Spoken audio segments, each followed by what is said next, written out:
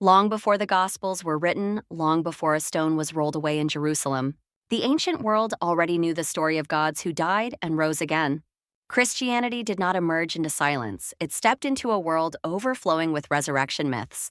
And when we place these stories side by side, the similarities are impossible to ignore. Osiris, for Jesus. In Egypt, thousands of years before Christianity, Osiris was killed, dismembered, and resurrected. His followers believed his rising brought eternal life. In the Gospels, Jesus is killed, buried, and rises again, promising eternal life to believers.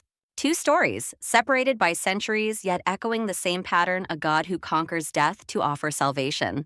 Tammuz Dumuz vesaire. Jesus. In Mesopotamia, Tammuz descended into the underworld and returned each year, symbolizing rebirth and renewal. His death was mourned, his rising celebrated. In Christianity, Jesus descends into death and rises on the third day, a moment marked by mourning, then joy. The rhythm is the same: death, descent, return, a cycle older than the Bible itself. Dionysus versus Jesus. In Greece, Dionysus was torn apart by enemies and restored to life by divine power. His followers reenacted his death and resurrection in sacred rituals. In the Gospels, Jesus is killed by enemies and restored by divine power, and his followers reenact his death and resurrection through communion. Different names, different cultures, the same mythic structure, the gospel resurrection in context. When the gospel writers crafted the story of Jesus' resurrection, they were not inventing a new category of miracle. They were speaking a language the ancient world already understood: the language of dying and rising gods.